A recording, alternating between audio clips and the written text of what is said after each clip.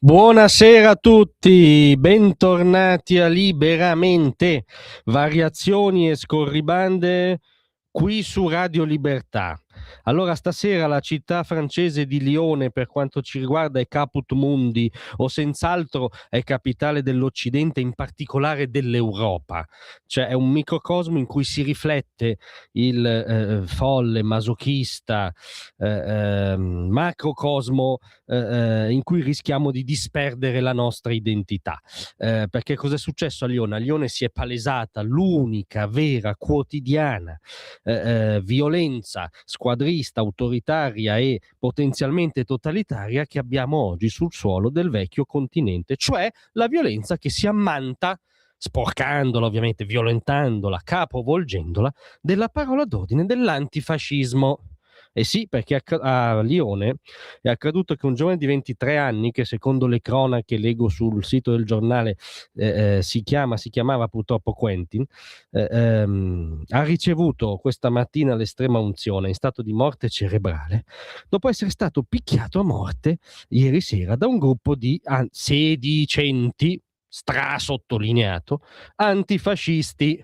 L'episodio è purtroppo esploso durante una conferenza organizzata dalla signora Rima Hassan, eurodeputata della France Insoumise, il partito esplicitamente islamogauchista di Mélenchon, nel senso che Mélenchon e l'attuale conformazione della gauche francese teorizza espressamente, no, la saldatura con le seconde generazioni, con le banlieue, con le comunità islamiche, anche le più radicali, contro l'identità storica della Francia e dell'Europa. Tant'è che è una nostra illazione figlia della cronaca e della lettura del nome, non è un giudizio, ci mancherebbe, ma Rima Hassan pensiamo non sia francese da diciamo 8 generazioni, ma ripeto, una notazione di cronaca.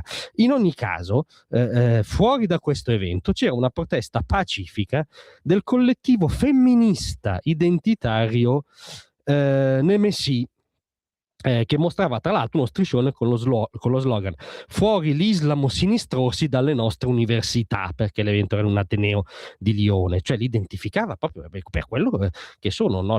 Gli Islamo sinistrosi, e si opponeva ad essi, questo collettivo femminista, appunto in nome dell'identità francese, dell'identità della République, della laicità, dell'intangibilità di ogni persona individuo, della pari dignità dell'individuo di sesso femminile, cioè una opposizione alle parole d'ordine islamogauchiste nei nome dei valori identitari appunto della Francia.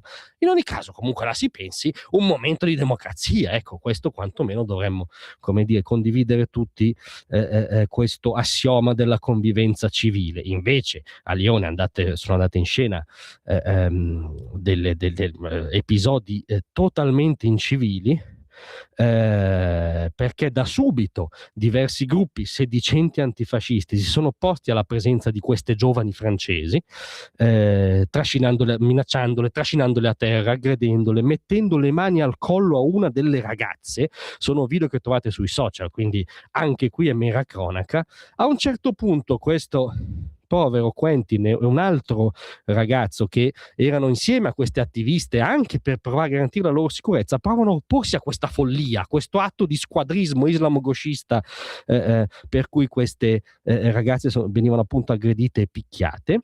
E secondo la cronaca di Le Figaro, quindi non di Radio Libertà, Quentin è stato fatto inciampare e scaraventato a terra, riportando inizialmente ferite alla testa, prima di essere ripetutamente preso a calci, provocando ulteriori ferite.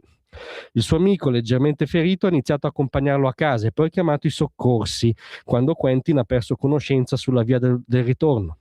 Quentin è stato ricoverato in condizioni critiche per un'emorragia cerebrale. La situazione poi purtroppo ulteriormente peggiorata ed è stata somministrata l'estrema unzione e dichiarata la morte cerebrale. Quindi la morale di questa storia orrenda è che un 23enne francese è stato dichiarato cerebralmente morto, ha perso la vita umana in Francia perché ha provato a difendere delle donne attaccate dallo squadrismo islamogauchista. Queste sono cronache dalla Francia, dall'Europa di oggi, non da qualche sobborgo di qualche paese islamico, anche perché ormai la distinzione tra questi due luoghi, ahimè, è sempre più sfuggente. Grazie a tutti, a presto.